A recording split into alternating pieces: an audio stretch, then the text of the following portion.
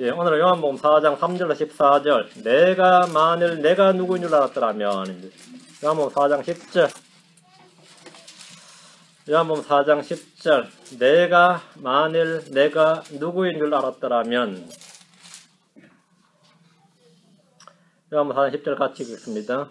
예수님께서 그녀에게 대답하여 이르시되 내가 만일 하나님의 선물을 알고 또 내게 마실 물을 내게 달라 하는 이가 누구인 줄 알았더라면 그에게 구하여 들 것이요 그가 내게 생수를 주었으리라 하시니. 누구인 줄 알았더라면, 내가 누구인 줄 알았더라면 좋았을 텐데, 알았더라면 구했을 텐데. 성경에 몇 번 나오는 표현입니다. 내가 알았더라면 얼마나 좋았을까. 내가 알았더라면, 내가 만일 내가 누구인 줄 알았더라면. 잠깐 기도합시다. 주하나님 아버지 감사합니다. 하나님께서 오늘도 주님이 친히 전하신 그 음성, 그 말씀을 이 시간 성령을 통해서 생생하게 전달받고 저희 마음속에 들려주시길 원합니다. 제가 이 시간 성경을 통해서 주의 음성, 주의 말씀을 보고 듣기를 원하고 그 말씀이 저희 마음 안에 기록되기를 원합니다. 종이에 기록된 말씀이 이 종이의 마음을 물지 않게 하시고 저희 마음속에 가득히 담아질 수 있도록 인도해 주실 간구합니다. 사랑하는 주 하나님께서 은혜와 복을 많이 베풀어 주십시오. 듣는 모든 혼들에게 깨우침을 주시고 아버지 하나님 믿음으로 말씀을 결합할 수 있도록 도와주십시오. 전하신 주님 주님을 더욱 사랑하게 하시고 말씀을 더욱 사랑하게 하시고 그 말씀을 믿음으로 순종할 수 있게 하시고 모두가 열매 맺게 하시고 시험을 받도록 도우시길 원합니다. 말씀이 주는 참된 기쁨과 권능을 체험할 수 있도록 해주시길 원합니다. 감사드리며 주의 이름 기도합니다. 아멘. 네, 요한복음 4장은 예수님께서 사마리아에서 한 여자에게 복음을 전해서 혼을 구원하였을 뿐 아니라 그 동네 사람들을 다 구원하는 아주 놀라운 복음 전도의 기록입니다. 한 명 전에서 다 걷어올렸다 이거예요. 한 명 전에 동네 사람들 다 걷어올렸다. 이런 일은 유대에서도 없었습니다. 예루살렘에서도 없었는데 사마리아에서 있었어요. 주님은 무리들 앞에서 설교하시고 강론하신 것 외에도 니고데모나 사마리아 여인처럼 개인 전도에도 매우 열심히 했습니다. 1대1로 개인 전도에도 열심히 했다. 주님은 제자 양육에 힘을 쏟으셨고 군중 집회를 자주 여셨고 반대자들과 논쟁을 하는데 전혀 피하지 않으시고 변론하셨습니다. 우리는 이 시간 주님이 사마리아 여인에게 복음을 전한 생생한 전장 기록과 증언을 보고 들으면서 함께 호흡할 수 있기를 바랍니다. 우리 역시 모두 주님과 같이 혼의 구원에 열정을 내는 복음 전도자가 되길 바랍니다. 복음 선포는 어려운 것이 아닙니다. 복음 선포는 어려운 게 아닙니다. 여러분이 콜라 한 잔 주문할 수 있는 사람은 복음도 전할 수 있습니다.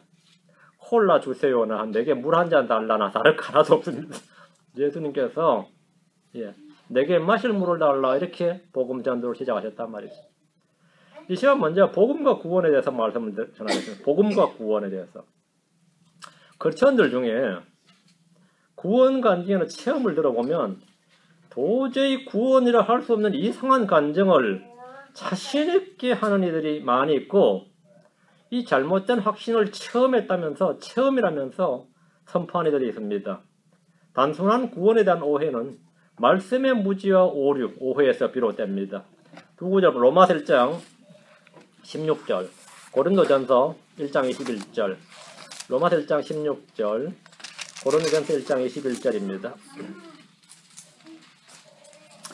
내가 그래서 복음을 부끄러워하지 아니하노니 이는 그 복음이 믿는 모든 자를 구원에 이르게 하는 하나님의 권능이기 때문이라. 먼저는 유대인에게요 또한 그리스인에게로다. 자, 말씀을 주목해서 보세요. 이는 그 복음이 믿는 모든 자를 구원에 이르게 하는 하나님의 권능이기 때문이라. 그래서 복음이 구원에 이르게 하는 하나님의 권능입니다. 성경은 사람을 구원에 이르게 하는 것이 무엇이라고 말합니까? 족속과 상관없이 유대인이나 이방인이나 관계없이 사람을 구원에 이르게 하는 것은 그리스도의 복음입니다. 사람을 구원에 이르게 하는 건 그리스도의 복음이에요. 그 복음이 믿는 모든 자를 구원에 이르게 하는 하나님의 권능이라 이렇게 말합니다. 복음이 사람을 구원에 이르게 하는 하나님의 권능이에요. 표적과 이적과 기적은 하나님의 놀라운 권능이라 할지라도 그것은 사람을 구원에 이르게 하는 하나님의 권능은 아닙니다. 사람을 구원에 이르게 하진 않아요. 사람을 구원에 이르게 하는 하나님의 권능은 그리스도의 복음입니다. 그리스도의 복음으로 사람이 병이 나지는 않겠지만, 사람의 몸에 병이 났거나 이상한 체험을 하진 않겠지만 그런 권능은 아니에요. 사람의 혼을 구원에 이르게 하는 하나님의 권능은 맞습니다. 복음이 사람의 구원에 이르게 하는 권능이다. 어떤 사람이 어느 날 호련히 느낀 놀라운 체험이나 환상이나 이적을 통해 구원받았다고 한다면 그 체험이나 이적이나 기적이나 표적 이런 것이 하나님의 권능이 맞다 할지라도 그것은 사람을 구원에 이르게 하지는 않습니다. 만약 그런 체험이나 느낌이나 이적을 통해서 환상을 통해서 아니면 임사체험을 통해서 어떤 그런 걸 통해서 그가 구원을 받았다 하면 그 사람이 받은 구원은 거짓이고 속은 겁니다. 속은 겁니다. 예수 믿은 지 몇십 년 만에 어느 날 갑자기 방언이 터졌다든지 어느 집회에 참석했는데 그날 온몸이 뜨거운 열기로 감전된 것 같았다든지 이런 체험은 사람을 놀래키는 권능이에요. 사람을 놀라게 하는 권능이지 사람을 구원에 이르게 하는 하나님의 권능이 아닙니다. 사람 좀 놀래킨대지. 사람 놀라게 하는 현상이지 사람을 구원에 이르게 하는 하나님의 권능이 아닙니다. 때로 오랫동안 교회를 다니던 사람이 그동안 자기가 교회 다니면서 전혀 깨닫지 못했던 어떤 놀라운 어떤 구절, 전혀 듣도 보도 못했던 구절 말이죠. 그걸만 내가 깨달아 버렸어요. 막 진짜 마음속에 깊이 막 대모처럼 섬광처럼 비쳐 들어가지고 내가 그 말씀을 깨달아 버렸어요. 그리고 또 어떤 성경 해석을 듣고 그 신선한 해석을 듣고 충격을 받았어요. 그래서 하는 말이 나 이제 새로 구원받았다. 나는 오늘에야 진짜 구원받았다. 이런 사람들이 있습니다. 이 역시 거짓말입니다. 구원은 구원자이신 예수 그리스도를 마음으로 받는 것이지 구원이란 거 다른 게 아닙니다. 구원이란 구원자를 받는 게 구원입니다. 구원받았다 이 말은 구원자를 내가 마음에 받아들였다는 말입니다. 구원자를 내가 마음에 받아들인 것이 내 혼이 구원받는 겁니다. 구원자이신 예수를 믿음으로 받는 것이 구원이지 어떤 특정 구절에 대한 놀라운 깨우침으로 오는 것이나 받는 것이 아닙니다. 자, 고린도서 1장 21절. 고린도서 1장 21절. 근데 그런 사람들이 꽤 있습니다. 고린도서 1장 21절. 하나님의 지혜에 있어서는 세상의 지혜로 하나님을 알지 못하였으면 하나님께서 복음 선포에 어리석은 것으로 믿는 자들 구원하신 것을 기뻐하셨도다. 주님은 뭘로 구원하신다고요? 복음 선포에 어리석은 것으로 믿는 자들 구원하신 기뻐하셨다. 하나님이 사람을 구원하시는 수단입니다. 복음 선포에 어리석은 것으로 믿는 자들을 구원하십니다. 뭔가를 보여주셔서 믿는 것도 아니고 들려주셔서 믿게 하는 것도 아니고 느끼게 해주셔서 믿게 하는 게 아니라 복음 선포를 통해서 믿는 자를 구원하시는 겁니다. 사람이 어떤 것을 체험한 자들을 구원하는 게 아닙니다. 믿는 자들을 구원하십니다. 복음 선포에 어리석은 것으로 믿는 자들을 구원하신다. 고린도서 15장 2절, 에베소 1장 3절. 고린도서 15장 2절. 에베소 1장 3절. 너희가 만일 내가 너희에게 선포한 것을 기억하고 헛되이 믿지 아니하였으면 또한 그 복음으로 구원을 받았느니라. 뭘로 구원받았다고요? 선포한 복음으로 구원받았다고요. 복음으로 구원받았다. 너희에게 선포한 것, 그 복음으로 구원을 받았느니라. 구원의 수단은 복음입니다. 구원의 조건은 믿음입니다. 복음을 믿었으면 구원을 받았고 안 믿었으면 못 받은 겁니다. 가끔 어떤 사람들 입에서 20년 전에 복음을 믿었지만 오늘에야 구원받았어요. 이런 황당한 말이 있어. 20년 전에 수년 전에 복음을 듣고 믿었지만 오늘에야 구원받았어요. 이런 헛소리를 하는 것은 헛되이 믿었기 때문입니다. 헛되이 믿었으면 구원이고 안 믿었으면 구원 아닌 겁니다. 에베소 1장 13절. 에베소 1장 13절. 너희도 진리의 말씀 곧 너희의 구원의 복음을 들은 뒤에 그분을 신뢰하였고 너희가 믿은 뒤에 또한 그분 앞에 약속의 저 거룩하신 영으로 봉인되었느니라. 진리의 말씀, 구원의 복음이죠. 진리의 말씀을 듣는 것이 구원의 근거입니다. 듣고 그분을 믿는 것이 구원입니다. 결과는 성령으로 봉인되는 겁니다. 모든 일이 다 진리의 말씀, 즉 복음으로 되는 겁니다. 하나님은 자신이 진리의 말씀으로 낳으셨고 썩지 않고 영원히 가는 말씀으로 다시 태어나게 하십니다. 성령은 말씀으로 새롭게 하시고 사람을 낳으시지, 영을 낳으시지 다른 무엇으로 사람을 구원하지 않습니다. 자, 오늘 본문 갑니다. 요한복음 4장 3절 4절 요한복음 4장 3절 4절 유대를 떠나 다시 갈릴리로 떠나가실 때에 반드시 사마리아를 통과해야 하겠으므로 주님께서 유대를 떠나 갈릴리로 가실 때 반드시 사마리아를 통과해야 했다고 말씀하시는데 이는 단지 그 지리적 위치 경로를 따른 것이 아닙니다. 당시 유대인들은 유대를 떠나서 갈릴리로 갈 때는 사마리아를 통과하지 않고 우회를 했습니다. 유대인들은 사마리아 사람들과는 상종하지 않았기 때문입니다.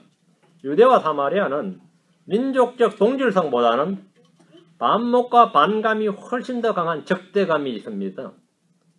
유대인들에게 사마리아는 혈통이 더럽고 종교가 혼합된 이방인들이나 다름없었습니다. 주님께서 마태복음에서 제자들에게 왕국복음을 선포하러 이스라엘의 도시들을 다 보내시면서 이스라엘 도시 전체로 가라 그랬어요. 근데 사마리아로는 가지 말고 이렇게 말씀하셨습니다. 사마리아로는 가지 말고 사마리아 사람들의 도시로는 가지 말라 하셨어요. 이스라엘에서 사마리아 사람들의 도시는 제외였습니다. 사마리아인들의 도시는 제외예요. 그런데 본문에서 주님은 내가 반드시 사마리아를 통과해야겠다 이렇게 말씀하십니다. 주님은 마지막 6월절을 앞두고 예루살렘으로 올라가실 때도 사마리아를 통과하셨습니다. 사마리아를 통과하셨어요. 누가복음 9장 52절 3절 십자가를 앞두고 올라가실 때 사마리아를 통과하셨어요. 예. 누가복음 9장 52절 51절부터 그분께서 위로 올려져서 영접받으실 때가 이름에 십자가에 죽으실 때죠. 친히 예루살렘으로 가시려고 자기 얼굴을 고정하시고 6월절입니다. 사자들을 자기 얼굴 앞에 보내시니 그들이 가서 그분을 위해 준비하려고 사마리아 사람들의 마을로 들어가니라. 사마리아 사람들의 마을로 들어갔다 했죠. 그런데 사마리아 사람들은 예수님께서 이 사마리아에 머물러 온 것이 아니다 말이죠. 예루살렘으로 가시려는 것을 보고 그분을 받아들이지 않았습니다. 53절에 그분께서 예루살렘으로 가시려는 듯한 얼굴이므로 그들이 그분을 받아들이지 아니하며 예수를 딱 배척을 했어요. 사마리아 사람들의 적대감, 반감을 볼 수 있는 장면입니다. 예루살렘으로 간다면 뭐 그냥 가시라고 여기 올 필요 없다고 이래 된 거죠. 이때부터 요한과 야고보가 분노하며 말하기로 한 말이 뭐죠? 54절에 주여 엘리야가 향한 같이 불이 하늘로부터 내려와서 저들은 멸하도록 우리가 명령하기를 원하시다니까 다 죽여버리자 이거예요. 다 쓸어버리자. 사마리아 사람들에 대해서 어떤 말인지 알겠죠? 사마리아 사람들을 벌하여 멸해버리자는 사도들의 발상이 놀랍기 그지없는 겁니다. 당시 사마리아는 타국인으로 여겨졌습니다. 뒤로 누가복음 17장 11절 타국인으로 이방인으로 여겼다 이 말이에요. 누가복음 17장 11절 16절 18절 그분께서 예루살렘으로 가실 때에 사마리아와 갈릴리의 한가운데로 지나가시니라. 주님은 예루살렘으로 올라가시는 길에 이제 사마리아를 통과했는데 사마리아 사람들은 율법에 따라 예루살렘으로 올라가지 못했습니다. 올라가지 못한 것도 있고 올라가지 않은 거죠. 바빌론 포로기 후에 성전 건축과 예루살렘 성벽 재건을 방해한 전력이 있었기 때문에 이들 둘은 완전히 상극이었습니다. 유다와 사마리아의 관계는 오늘날 이스라엘과 중동의 관계보다 더 반목이 심했습니다. 주님이 어떤 마을을 지나다가 이제 10명의 문둥병자를 고쳐주셨는데 그게 이제 16절 18절 이야기입니다. 17절 16절 18절 그분의 발 앞에 얼굴을 대고 엎드려 그분께 감사를 드렸는데 그는 사마리아 사람이더라. 예수님께서 응답하여 이러시되 10사람이 정결하게 되지 아니하였느냐. 그런데 그 9사람은 어디 있느냐. 이 타국인 외에는 하나님께 영광을 돌리러 돌아온 자들을 찾지 못하였도다 하시고 고침받은 문둥병자들 중에 주님께 돌아와 영광을 돌리고 감사를 드린 사람은 사마리아 사람 한 명뿐이었습니다. 그런데 주님께서 뭐라 그랬어요? 이 타국인 이렇게 말씀하셨어요. 이 사마리아 사람 그러지 않고 이 타국인 외에는 하나님께 영광을 돌리라. 사마리아 사람 뭐라고요? 타국인이다. 그러니까 사마리아 사람은 타국인, 이방인으로 취급받았습니다. 그건 유대인들만 그렇게 본 게 아니라 우리 주님의 입에서 친히 그렇게 말씀하셨어요. 이 타국인 이렇게. 그러니까 사마리아는 당시에 유대인들뿐 아니라 우리 주님께서도 타국인으로 여기셨음을 볼 수 있습니다. 자, 이 정도 해놓고 이제 요한복음 4장으로 보면 5절입니다. 그때 수가라 하는 사마리아의 도시에 이르셨는데 이곳은 야곱이 자기 아들 요셉에게 준 땅의 구역에 가깝더라. 사마리아는 오므리 왕조가 북왕국 이스라엘의 수도로 삼은 역사적 유서가 깊은 도시입니다. 예수님께서 선한 사마리아인의 비유를 통해서 사마리아 사람들이 유대인들이나 레위인이나 제사장들보다 긍휼이 더 많다는 말씀을 하셨는데 유대인들은 그런 예수님을 걸어서 너는 사마리아 사람이요 마귀 들린 자라고 우리가 말한 것이 옳지 아니하냐 이랬어요. 예수님한테 너는 사마리아 사람이요. 유대인들에게 제일 큰 욕이 너는 사마리아 사람이요입니다. 예수님한테 딱 유대인들 한 말이 너는 사마리아 사람이요 마귀 들린 자니라 했단 말이죠. 엄청난 욕이죠. 한국 사람들한테 뭐 너는 쪽발이요 뭐 이러면은 한국 사람 일본 사람한테 별로 나은 것도 없는데 괜히 열받죠. 열받았죠. 안 그래요? 너는 贱놈이요 그러면 막 열받아잖아요. 뭐 중국인들은 상당하죠. 자기들 훨씬 더. 근데 이 세상에 한국 사람한테 욕먹을 만한 민족은 한 민족도 없습니다. 한국 그 당시 우월한 민족 아니에요. 한국 사람이 대놓고 욕해도 될 만한 민족은 지상에 없어요. 뭐 어느 민족 다 마찬가지겠지만 그러니까 그런 말 자체가 필요 없는데 유대인들에게는 대놓고 욕할 수 있는 사람이 하나 있는데 이게 사마리아 사람이에요. 예수님한테는 너는 사마리아 사람이요 이렇게 욕이죠. 6절입니다. 요한복음 4장 6절. 이제 거기에 야곱의 우물이 있더라. 그런즉 예수님께서 여행에 지치셨으므로 우물에 그대로 걸터 앉으시니라. 때는 6시쯤 되었더라. 야곱의 우물은 지금 현재도 있습니다. 지금 현재는 그 교회가 있는데 러시아 정교회가 있어요. 그리스 정교회 있는데 그 교회 짓는데 100년도 걸렸습니다. 얼마나 서로 방해하고 그 땅 사놓고 건물 못 지어가지고 2005년에 다 지었을 겁니다 아마. 근데 지금 성지순례 간 사람들 볼 수 있죠. 오래 걸렸는데 야곱의 우물인데 거기 가면 지금 그 야곱의 우물이 얼마나 깊냐면요 50m가 넘어요. 우물 깊이가. 그러니까 수천 년이 지난 지금도 야곱의 우물에서는 생수가 솟아나는 셈입니다. 그냥 물 없는 셈이 아니에요.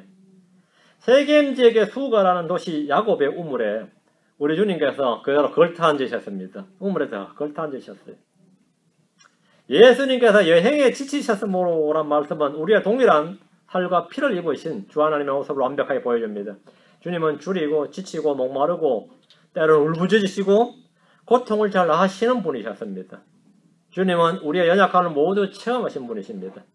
여행에 지치셔서 우물에 그대로 걸터 앉으신 주님을 보십시오. 주님은 사마리아에 초청을 받아서 오신 것이 아닙니다. 예수님 초청 특별 집회, 특별 부흥회 이랬으면 좋겠지만 그런 게 아니란 말이죠. 아무도 반겨주지 않는 곳으로 왔습니다. 때는 6시쯤 되었더라 했는데 제가 예전에 그 요한복음 강의할 때는 이 6시를 유대 시각으로 계산해서 플러스 6에서 정오 12시 이렇게 계산했는데 유대 시각으로 하면 12시가 되고요. 로마 시각이라면 지금 저녁 6시입니다. 근데 요한복음은 로마 시각을 따라하기 때문에 오후 6시가 맞습니다. 제가 전에 잘못 알았던 겁니다. 7절 8절입니다. 한 사마리아 여자가 물 기르러 오매 예수님께서 그녀에게 마실 물을 내게 달라 하시니 이는 그분의 제자들이 먹을 것을 사러 그 도시로 갔기 때문이더라. 지쳐서 야곱의 우물에 걸터 앉아있던 주님께서 물 길러 온 사마리아 여자에게 마실 물을 내게 달라 이렇게 말씀하셨습니다. 주님이 제자들이 아니라 여자에게 물을 달라고 한 것은 그 자리에 제자들이 없었기 때문입니다. 제자들은 모두 먹을 것을 사러 그 도시로 갔습니다. 주님은 한 명의 혼을 구원하기 위해서 복음 선포를 시작하셨습니다. 대화는 어디서부터 시작해도 상관없습니다. 날씨 이야기든 건강 이야기든 요즘 유행하는 사회적 이슈에서 시작하든 뭐든지 상관없습니다. 혼을 구원하고자 하는 열정과 목표가 있다면 일단 말을 걸어야 됩니다. 말을 걸어야 돼요. 내게 마실 물을 달라. 마실 물을 내게 달라. 주님은 유대인 남자로서 사마리아 여자에게 먼저 말을 걸었습니다. 아마 먼저 말을 걸어오길 기다렸다가는 그날 밤새는 거죠. 아무런 대화도 할 수 없었을 겁니다. 9절입니다. 그때에 사마리아 여자가 그분께 이르되 당신은 유대인이면서 어찌 사마리아 여자인 내게 마실 물을 달라고 하시나이까 하니 이는 유대인이 사마리아 사람과 상종하지 아니하기 때문이라. 무슨 수작이냐 이런 말이에요. 물을 달라고 하시나이까 이 말은 물 달라는 말은 그냥 명목이고 뒤에 또 무슨 말을 하시려고 하시나이까 이런 행간의 의미가 있는 거죠. 이 여자가 사마리아 여자는 물 길러 왔다가 우물에 걸터 앉아있던 유대인 남자가 마실 물을 내게 달라 이렇게 하자 보인 반응은 놀람이나 의외성이나 당혹 아니면 호기심 기타 등등 별 생각이 다 들었겠지만 일단 경계심을 딱 가지고 당신은 유대인이면서 어찌 사마리아 여자인 내게 마실 물을 달라고 하시나이까 하면서 한번 간을 본다 그럴까 떠본다 그럴까 이런 거죠. 응? 딱 예수님도 나를 간보고 있으니까 나도 한번 간을 보는 거예요. 이 말은 당신이 진짜 내게 원하는 게 뭐야 이거예요. 마실 물을 달라고 하면서 부탁하는 것은 아닌가? 함축적인 질문입니다. 왜? 당시 유대인과 사마리아 사람은 상종하지 않았기 때문에 말을 건 자체가 예사로운 일이 아니라고 판단한 겁니다. 인생에서 이미 산전수전을 당했거니 이 여자가 경계심을 갖고 묻는 말을 다시 한번 되받아치는 것은 그 진위를 파악하려는 거죠. 의도를 파악하는 것. 이걸 여기서 read between the lines 그렇죠. 행간의 의미를 말의 의도를 딱 간파하려는 겁니다. 우리가 누군가에게 접근해서 말을 걸 때 사람들은 당신 뭐냐? 원하는 게 뭐야? 왜 이래? 이런 뉘앙스를 딱 품고 대묻죠. 바로 그겁니다. 이런 말을 보니까 지금 비슷한 거죠. 사마리아 여인이 그렇게 말했어요. 10절입니다. 예수님께서 그녀에게 대답하여 이르시되 내가 만일 하나님의 선물을 알고 또 내게 마실 물을 내게 달라는 이가 누구인 줄 알았더라면 그에게 구하였을 것이요 그가 내게 생수를 주었으리라 하시니. 주님은 사마리아 여자에게 하나님의 선물과 자신이 누구인지 증언을 했습니다. 내가 만일 하나님의 선물을 알고 구원은 하나님의 선물입니다. 성령은 하나님의 선물입니다. 믿음은 하나님의 선물입니다. 은혜와 의의 선물, 거저 주시는 선물, 성례의 선물들, 영적 선물, 고유의 선물, 풍성한 선물, 하늘의 선물 등 성경에는 온통 선물에 대해서 말하고 있습니다. 그 하나님의 선물의 가장 결정적인 뭐죠? 로마 6장 3절에 죄의 삭은 사함아니나 하나님의 선물은 예수 그리스도 우리 주를 통한 영원한 생명이니라. 네가 영원한 생명, 그 하나님의 선물을 알았더라면 말이에요. 네가 하나님의 선물을 알았더라면 성경에 나오는 하나님의 선물들이 있다. 사마리아 여인은 아직 이런 진리를 알지 못했습니다. 율법도 알고 대언자도 알고 장차 오실 메시아가 있다는 사실도 알았지만 하나님의 선물을 알지 못했고 그 선물을 어떻게 얻는 방법에 대해서도 알지 못했습니다. 근데 이거 알았더라면 주님께서 그 여자에게 딱 말씀한 거예요. 이 여자의 어떤 갈증이 있는 걸 주님이 이미 파악하고 계신 거죠. 알았으면 구했을 것이다. 주님 그건 알고 계시는 그걸 인정하신 거예요. 네가 알았으면 구했을 사람이다. 물론 가끔 그 사람이 먼저 복음을 알았더라면 그런 거 있죠. 이단에 빠진 사람 엄청 열심히 했는데 그 사람이 먼저 나를 만났더라면 그런 말 하죠. 누구를 먼저 이쪽을 알았더라면 그런 거예요. 네가 만약 하나님의 선물을 알았더라면 사마리아 여인도 알았더라면 구했겠죠. 또 내게 마실 물을 내게 달라고 하는 이가 누구인 줄 알았더라면 지금 내가 말 건너 내가 주님 자신이 누구인 줄 네가 알았더라면 그에게 구하였을 것이요. 예수님이 누구인 줄 알았더라면 그 여자는 그에게 하나님의 선물인 구원이나 생명이나 성령을 구했을 거란 말입니다. 예수님이 누구인지 아는 것이 영생입니다. 요한복음 17장 3절 따르면 아버지와 아버지께서 보내신 자 아들을 아는 것이 영원한 생명이다. 영원한 생명이라 했습니다. 예수님이 누구인지 아는 것이 영생이에요. 주님은 사람들이 나를 누구라 하느냐 물은 적이 있습니다. 사람들은 예수님이 누구인지 잘 알지 못했습니다. 어떤 이들은 주께서 심내자 요한이라고, 어떤 이들은 엘리야라고 하고, 다른 이들은 예레미야나 대언자들 중에 하나라고 하나이다. 예수님을 당시 유대인들은 그렇게 알고 있었습니다. 제대로 몰랐죠. 제대로 몰랐어요. 이것이 당대의 유대인들이 예수님에 대해서 알고 있는 지식 수준, 상식, 민심, 여론, 그런 지식이었어요. 주님은 제자들에게 나에 대한 홍보를 강화해라. 지금까지 그렇게 사역했는데 어떻게 반응이 이 모양이냐? 어째 나를 이렇게 하는 거냐? 이렇게밖에 못하냐? 제자들이 일방해서 그렇다. 홍보가 아직 자체 홍보가 덜 됐다. 이스라엘에 좀 더 내가 누구인지를 홍보해라. 그런 게 아닙니다. 주님은 제자들에게 나에 대한 홍보를 강화하라. 광고를 더 많이 해라. 지금까지 그렇게 사역을 했는데 어떻게 결과가 이 모양이냐? 이렇게 하지 않으셨습니다. 주를 아는 지식은 주의 말씀을 통해서 오는 겁니다. 주를 아는 지식은 혈과 육을 통해서 아는 것이 아니라 하늘에 계신 아버지의 계시로 주어지는 겁니다. 주님은 제자들에게 그러나 너희는 나를 누구라 하느냐 이렇게 물으셨습니다. 이게 핵심입니다. 그러나 사람들은 그렇다 치고 너희는 나를 누구라고 하느냐. 시몬 베드로 대답하기를 당신은 그리스도시요 살아계신 하나님의 아들이시니다 이랬습니다. 우리 상기엔 주는 그리스도시요 이러는데 그건 말이 안 되고요. 주는 그리스도시요 하면 안 되죠. 나를 누구라 하냐 이렇게 나를 누구라 하니까 당신은 누구라 해야죠. 이렇게 Thou art the Christ 이렇습니다. 근데 이제 당신은 하면 좀 반말처럼 느껴져서 주는 그리스도시요 이렇게 이제 번역을 한 것 같아요. 예. 베드로 딱 한 말, 당신은 그리스도시요. 주님, 너희는 나를 누구라 하냐? 나를 누구라고 하니까 당신은 누구라 답이죠. 당신은 그리스도시요 살아계신 하나님의 아들이십니다. 이렇게 했는데 이것이 바로 주님을 아는 지식입니다.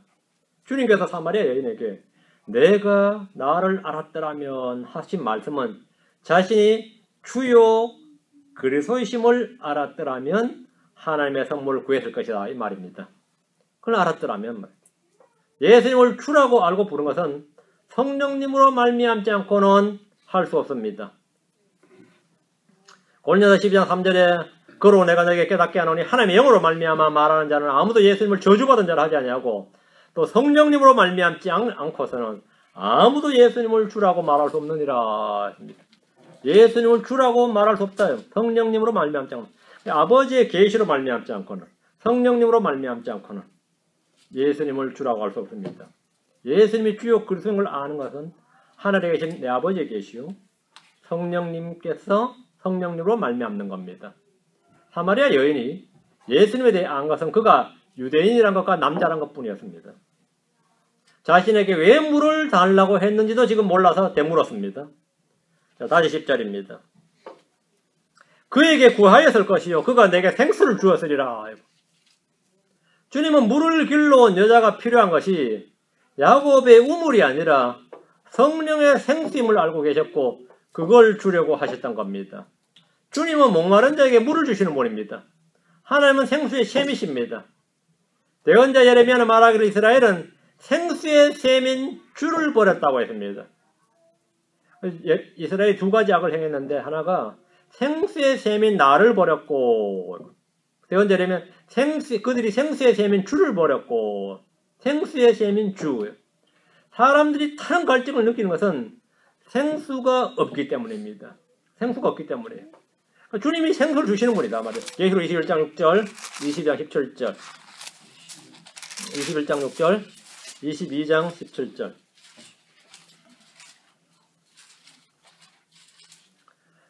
또 내게 이르시되 다 이루어졌도다 나는 알파 오메가요 시작과 끝이라. 내가 목마른 자에게 생명수의 샘에서 값을 주리라. 주님께서는 목마른 자에게 생명수의 샘에서 값없이 뭘 주겠다? 생수를 주시겠다는 겁니다. 목마른 자는 누구나 값없이 마실 수 있습니다. 세상에 공짜는 없다는 말이 있지만 주님 안에서는 유료가 없다는 말이 진리입니다. 세상에서는 공짜가 없고 그리스도 안에서는 유료가 없어요. 다 공짜입니다. 주님께서 주시겠다고 하시는 생수를 거부하고 스스로 우물을 찾자, 우물을 파자는 것이 종교입니다. 스스로 파자, 스스로 찾자. 이게 종교예요. 스스로 열심히 찾고 파는 사람들이 종교인들입니다. 복음은 값없이 받자. 누구든지 오랍니다. 자, 22장 17절. 성령과 신부가 말씀하시기를 오라 하시는도다. 듣는 자도 오라 할 것이요. 목마른 자도 올 것이요. 또 누구든지 원하는 자는 값없이 생명수를 취하라. 주님은 오라고 초청하십니다. 듣는 자, 목마른 자, 원하는 자. 누구든지 값없이 생명수를 취하라고 하십니다. 예? 듣는 자, 목마른 자. 또 누군지 원하는 자. 원하는 자입니다. 원하는 자. 원하는 자입니다. 원하는 자. 왜 구원 못 받았냐고 간단합니다. 원치 않아요. 또 다예요. 너희가 원치 않냐요. 또 다예요. 주님은 값없이 생명을 취하라고 하십니다. 돈 없었다 핑계 못 댄다 이거죠. 돈 없었다. 너무 힘들었다. 아닙니다. 공짜입니다. 값없이 받는 거예요. 원하면 받는 겁니다. 원하면 받는 거예요. 원하면 딜리버리 서비스예요. 원하면 나한테 그냥 오는 겁니다. 이거는 뭐 배달 사고 나는 것도 아니에요. 원하는 자는 받는 게 생수입니다. 원하는 거 받는 자. 우리 집 앞에 떨어뜨려 놓는 것도 아니에요. 내 안으로 그냥 배달되는 겁니다. 그게 딜리버리입니다. 딜리버로 그게 구출자입니다. 사마리아 여인은 물이 필요해서 야곱의 우물로 왔습니다. 생수가 필요해서 우물로 왔는데, 그렇죠? 당연히 왔죠? 거기에는 생수의 샘, 생수의 근원이신 분이 딱 걸터 앉아 계셨습니다. 샘 위에 샘이 앉아 계셨던 겁니다. 샘에 딱 누가 앉아 계셨다고? 생수의 근원이 앉아 계셨어요. 내게 마실 물을 달라고 하신 주님 음성은 내가 너에게 물을 구하듯이 너는 나에게 이렇게 생수를 구하라는 겁니다. 당신은 유대인이면서 어찌 사마리아 여자인 내게 마실 물을 달라고 하시나이까? 이 질문에 대한 답이 이겁니다. 내게 구하라는 겁니다. 왜 내가 왜 달라고 했겠냐 이거예요. 네가 나처럼 나를 알았더라 이렇게 구했을 것이다. 이렇게 구하라고요. 내게 구하라는 겁니다. 그럼 내가 너에게 생수를 주겠다는 겁니다. 여자는 지금 물을 길러 야곱의 우물로 왔습니다. 여자는 생수를 얻기 위해서 예수님에게 나오는 방법을 모릅니다. 예수님이 누군지 알지 못하기 때문입니다. 모릅니다. 현대인들의 가장 큰 비극은 정치 문제도 경제 문제도 외교 문제도 아닙니다. 환경 문제가 아닙니다. 가정에 가장 큰 불행과 비극과 슬픈 모든 문제가 있다면 그건 뭐냐예요. 각 개개인에게 가장 큰 불행과 비극과 슬픔의 원인은 뭐냐. 그게 뭔 것 같습니까? 주님이 누구인지 알지 못하는 겁니다. 그 사람이 현재 겪는 가장 큰 어려움이 뭐냐 하면 결국은 돈 문제죠. 그게 아닙니다. 그 사람이 주님이 누구인지 알지 못하는 겁니다. 그 사람이 주님이 누구인지 알지 못하는 겁니다. 그 집에 제일 큰 문제가 뭐냐 그러면 주님을 알지 못하는 겁니다. 그 나라의 가장 큰 문제가 뭔 것 같아요? 대한민국의 가장 큰 문제가 뭔 것 같아요? 대한민국 교회의 가장 큰 문제가 뭔가 합니까? 주님을 알지 못하는 겁니다. 주님을 알지 못하는 겁니다. 그분이 누구인지 알았더라면 이보다 더 큰 후회는 없습니다. 이거는 주님 앞에서 할 말이 아니에요. 지옥 가서 할 말도 아니고 그때는 늦었어요. 내가 진작에 알았더라면 이건 살아서 우리가 지금 하는 말은 할 수 있죠. 저는 고3 때 구원받았는데 가끔 초등학교 때 구원받을 기회가 있었는데 제가 그 뿌리친 기억이 생생해가지고 그때 참 후회를 많이 해요. 그때 구원받았으면 내 인생이 또 완전히 달라졌겠구나 이런 생각을 해요. 초등학교 5학년 때 구원받을 기회가 있었어요. 실제로. 근데 그 어린 5학년짜리가 그렇게 단호하게 거부를 하는데 어른이 황당했을 것 같아. 지금 생각해보면. 그 교회 아마 내 손을 붙잡았던 그 어른이 얼마나 황당했을까 싶어요. 근데 그렇게 제가 뿌리쳤던 기억이 나요. 그때 지금이야 뭐 그때 알았었더라면 하지 뭐 지금이라 잘하자 뭐 이러되지만 주님 앞에서 그러면 골치 아프죠. 안 그래요? 그분이 누구인지 알았더라면 사람에게 이보다 더 큰 후회가 없습니다. 더 큰 후회가 없어요. 모든 문제의 해답, 해결책은 그리스도입니다. 그런데 주님을 아는 지식이 없어서 그분에게 구할 줄을 모른다는 겁니다. 구할 줄을 모른다. 문제는 많이 있지만 문제의 해결자이신 주님을 알지 못해서 그분께 구하지를 못합니다. 구하지 못하니까 걷지를 못합니다. 예수님이 누구인 줄 알았더라면 모든 일에서 항상 주님 하는 말이 그에게 구하였을 것이요 그가 내게 생수를 주었으리라. 알았더라면 그에게 구하였을 것이요. 이걸 진작 알았더라면 그러죠. 응? 이걸 진작 알았더라면 그에게 구하였을 것이고 그가 내게 생수를 주었으리라. 응? 주님은 내게 구하라고 하십니다. 구하라. 그러면 그것이 너에게 이루어지리라. 사람은 누구나 없으면 구해야 되고 없으면 구해야죠. 없는데 어떻게 구해야죠. 없는 대로 살아요? 필요하면 구해야 되고 부족하면 구해야 되고 원하는 게 있으면 구해야 됩니다. 사람이 구할 때 주로 이 네 가지예요.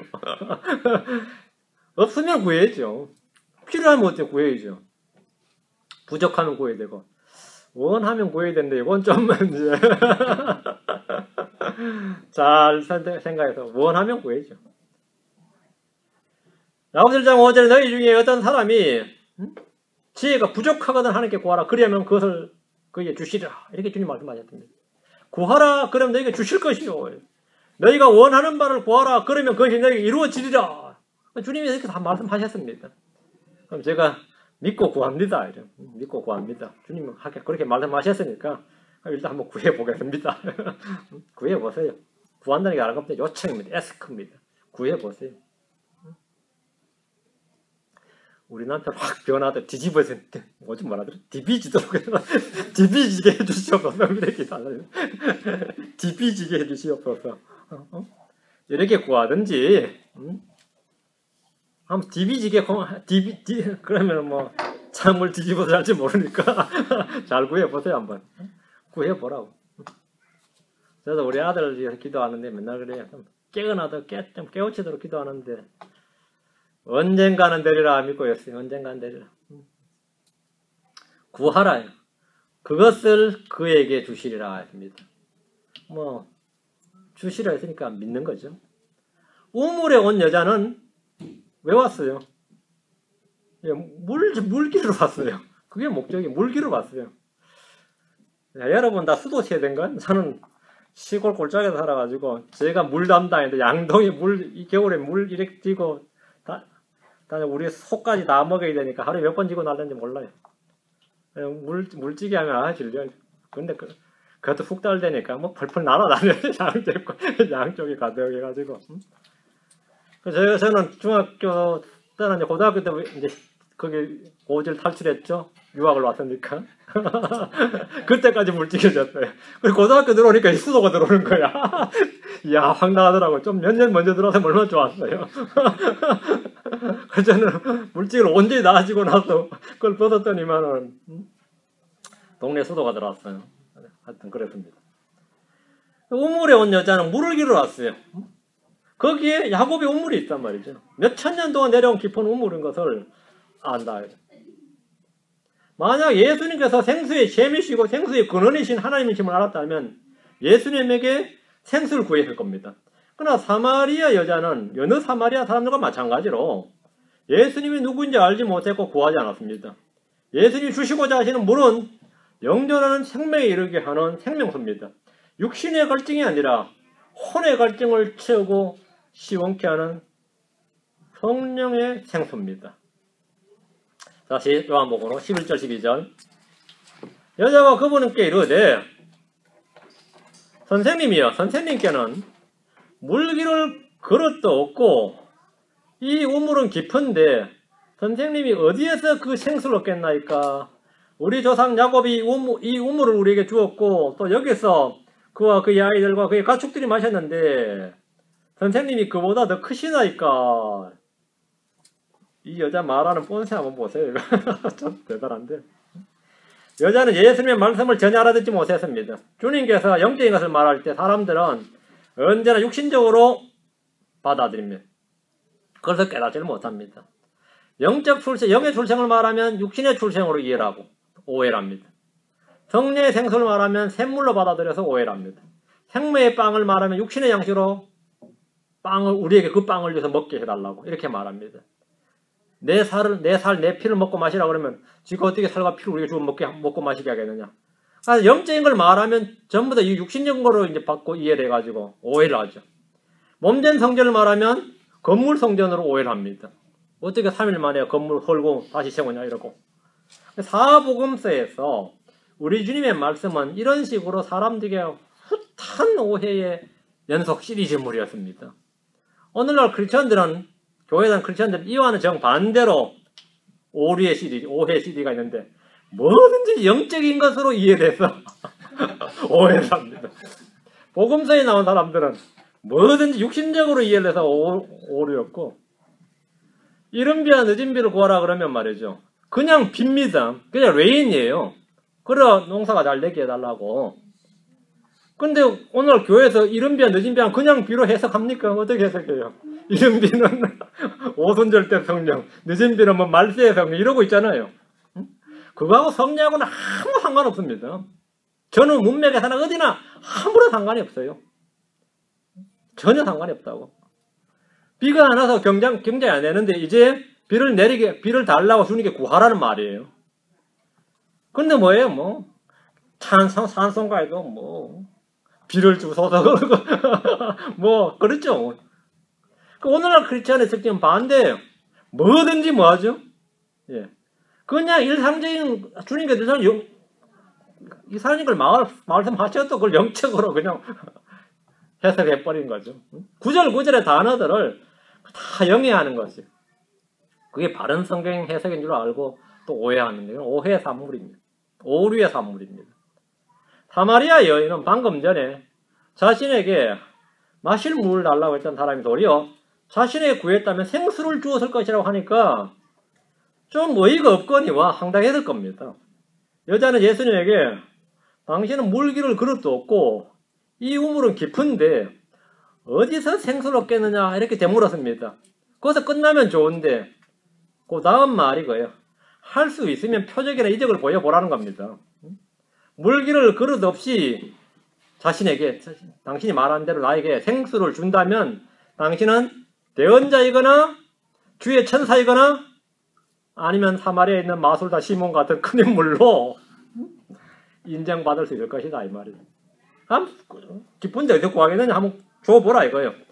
당신이 최소한 야곱보다는 더 큰 인물이냐 이렇게 묻습니다. 이게 뭔 말 같아요? 왜 그렇게 물은 것 같아요? 모세처럼 바위에서 생수를 내는 그런 대언자까지로는 안 보였던지라 야곱과 비교하면 어떠냐 이거예요. 당신이 모세 같다면 뭐 내가 생수를 주었으라 그러면 뭐 간단하죠. 모세나 아니면 엘리야나 엘리사 정도라면 뭐 오케이 뭐 생수를 주겠다 그러면 주세요 하면 되는 거고 내가 보니까 뭐 좀 있어 보이긴 하는데 당신이 물을 주겠다 그러니까 물기를 그릇도 없이 물을 주겠다 그러면 한번 줘보시라 이거예요. 진짜 받으면 뭐가 되는 거죠? 이야 능력 있는 대언자가 나타났네 이 말이에요. 근데 지금 급수를 보니까 모세급은 안 돼 보이고 그래서 야곱 정도는 어찌 그 야곱보다 크십니까? 뭐 이 정도인데 야 이 여자 보통 죄가 아니에요. 보통 죄 아니죠.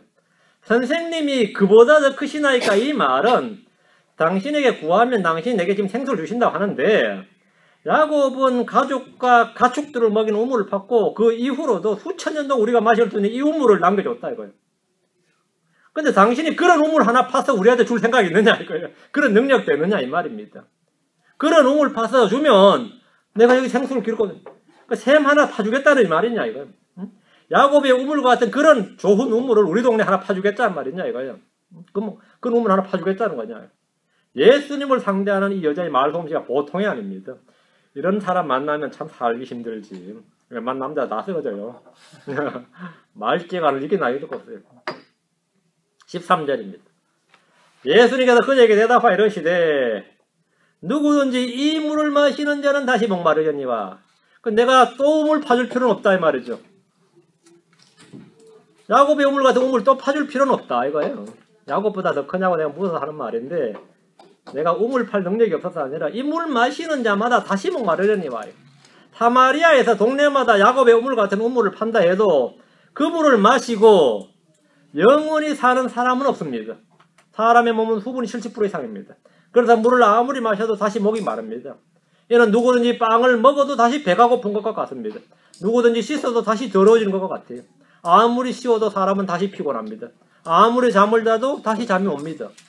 이 땅에서 나는 것을 우리는 아무리 구하고 우리에게 충족시켜줘도 그걸 다 취해도 말이에요. 우리의 주림이나 갈증이나 더러움이나 피곤함이나 연약함이 아무것도 영구하게 해결되는 건 없습니다. 그냥 반복할 뿐입니다. 우리에게 필요한 것은 그건 뭐냐고요? 하늘에서 난 겁니다. 우리에게 필요한 것은 하늘에서 난 겁니다. 하늘에서 난 것. 14절입니다. 야고보서 4장 14절. 누구든지 내가 줄 물을 마시는 자는 결코 목마르지 아니하리니 내가 줄 물은 그 사람 속에서 솟아나는 우물이 되어 영존하는 생명에 이르게 하리라 하시니라. 주님이 지금 물, 생수를 말했고 우물을 말했는데 그게 어떤 생수고 어떤 우물인가를 지금 말해주는 겁니다. 그 야곱의 우물과는 전혀 다른 우물이라는 겁니다. 여자는 야곱의 우물 정도 되는 우물 하나 더 주시겠느냐 이런 질문이었고 주님은 지금 여자에게 이제 우물부터 가르쳐줘야 되는 거죠. 주님께서 주시는 물은 야곱의 우물에서 난 물과 달리 마시는 자는 결코 목마르지 않습니다. 이건 땅에서 난 물이 아니기 때문입니다. 한 번에 영원히 갈증이 해소되는 물입니다. 이 물은 신의 물방울, 그게 아니에요. 신의 물방울이니 신비의 영약이니 뭐 천연 안반수가 아닙니다. 주님께서 누구든지 내가 줄 물을 마시는 자는 결코 목마르지 아니하리니 이렇게 하셨는데 이유는 간단합니다. 왜 그렇죠? 내가 줄 물은 그 사람 속에서 솟아나는 우물이 되어 영존하는 생명에 이르게 하리라. 주님이 주시는 물을 마시면 그 물을 마시는 순간에 그 물이 온몸에 흡수가 되어서 땀이나 소변으로 배출되어 버린 것이 아니고 주님이 주시는 그 물을 마시면 그 사람 속에서 솟아나는 우물이 됩니다. 물이 들어가서 뭐가 된다고요? 우물이 된다고요.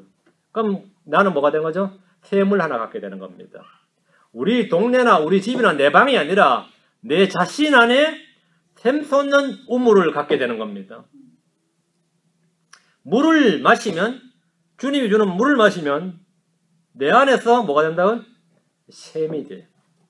그 주님이 주신 물이 내 안에 들어와서는 내 속에서 솟아나는 샘이 됩니다. 이게 샘물입니다. 우리 딸내미 이름이지. 그래서 샘물이라고 하죠. 샘물. 솟아나는 샘물. 영생하다 솟아나는 샘물이 되리라. 그 샘은 그 사람으로 하여금 영존하는 생명에 이르게 합니다. 여러분이 교회를 오래 다니고 기도를 많이 하고 이것저것 많이 했는데도 갈증이 해결이 되지 않아가지고요. 이것도 해보고 저것도 해보고 뭐 별별 교회를 다 찾아보고 집회도 가보고 뭐 신학도 공부하고 신앙사적도 읽어보고 간증도 들어보고 큐티도 해보고 뭐 은사도 받아보고 별짓을 다 했는데도 난 타는 목마름과 갈증이 해결이 안 돼요. 타는 목마름 갈증이 해결이 안 돼요. 그래서 해결 좀 됐나 싶으면 며칠 안 가다 다시 갈증이 생기고 이번에 해결됐나 싶으면 또 갈증이 생기고 그렇습니다. 그래요. 이게 제가 그랬습니다.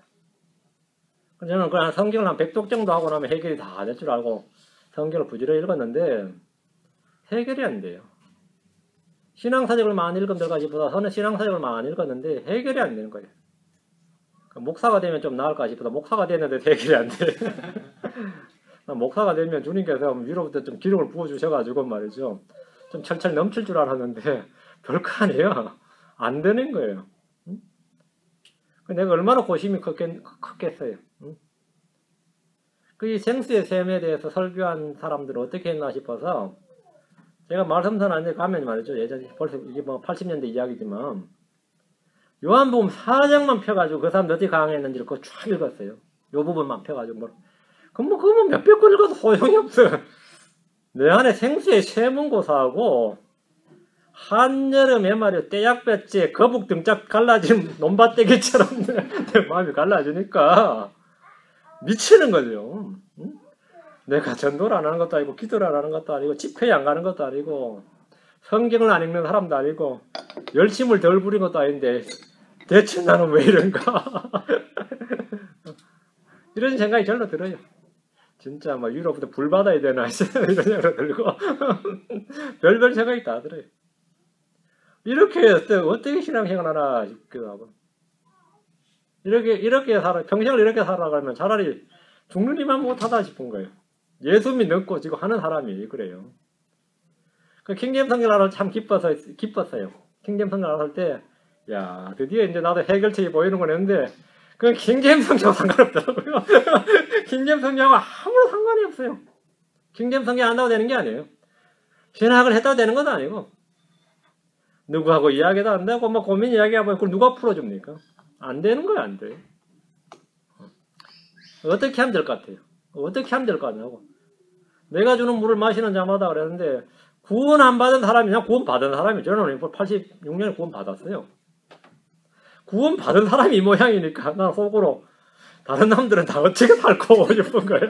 내가 이 정도면 다른 사람들은 다 어쩌고 싶은데 다른 사람이 별 그런 게 없는 것 같아요. 문제는 나만 그런 것 같은 게. 그래서 드디어 몇 명 나와 비슷한 사람 만났는데 얼마나 기쁘든지 같이 협업되면서 그래도 동병상련이라고. 근데 그 사람한테 물었어요.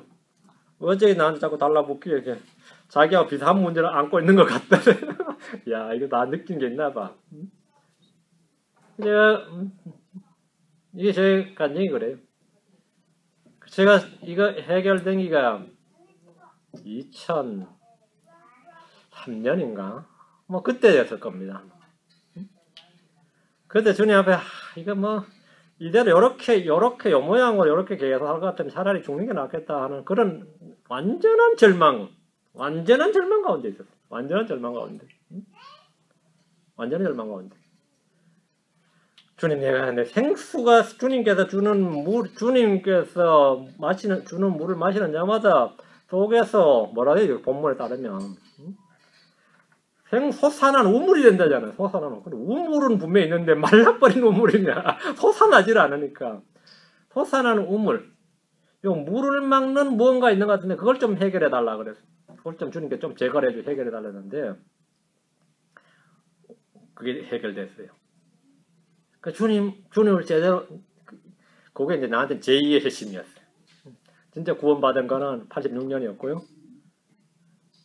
그때 이후로 이제 샘물이 솟아난 거예요. 샘물이 솟아나 지금까지 갈증 문제가 없는 거죠. 갈증 문제가 없는 겁니다. 지금도 이제 가끔 나 같은 사람이 없나 이래 보면은 제법 있어요. 제법 있어요.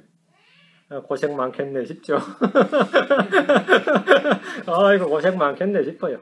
말씀 부지런히 듣고 주님 앞에서 그 문제를 계속해서 기도를 하세요. 그러면서 내 자신이 해결돼야 돼요. 내 안에. 응? 그 물을 마시면 내 안에서 샘이 되고 그 샘은 영존을 생명이게 한다. 샘이 된다. 근데 샘을 가져버리면 이제는 물 마실 일은 없는 거죠. 내 안에 샘이 있는데 뭐 더 이상 물이 필요 없는 거죠. 응? 샘이 된다 이거예요. 그걸 구하는 겁니다. 주님께서 주시는 물을 마시고 내 안에 그 샘이 솟아나게 알아요. 그 샘이 솟아나면 다음에 뭐죠? 네, 강이 되어서 흘러나오는 겁니다. 강이 되어서 흘러나오는 거예요. 결국은 주님과 주님 말씀밖에 없습니다. 다른 거 아무것도 없습니다. 어떤 방법이 없어요. 주님 자신이 방법입니다. 주님 자신이 방법이에요. 주님을 받아들이는 겁니다. 이것이 우리 주님께서 사마리아 여인에게 전한 복음입니다. 하나님의 선물을 알고 그분이 누구인 줄 알았더라면입니다. 그분이 누구냐? 누구인 줄 알았더라면 사마리아에는 구원 받은 것 같아요? 안 받은 것 같아요? 이건 다음 시간에 합시다. 다음 시간에 합시다. 기도하겠습니다.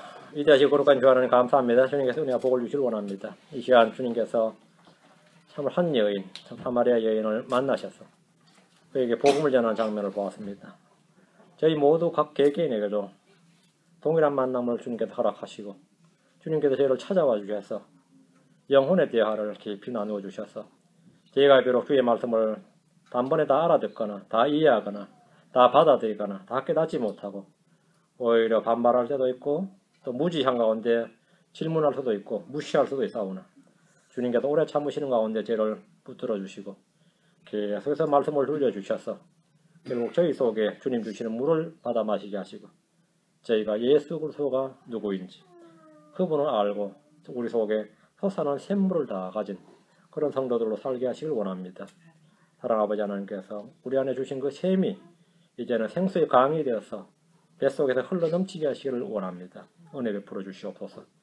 그래서 저희가 담대하게 우리 주 예수 그리스도를 증언할 수 있도록 해주시고 우리가 받은 은혜, 우리가 받은 구원, 우리를 만나주신 그 주님을 주 예수 그리스도가 누구이시고 어떤 분이신지를 모든 사람에게 알려줄 수 있고 선포할 수 있는 증인이 되게 해 주시옵소서. 감사를 드리며 주 예수 그리스도 기도합니다. 아멘.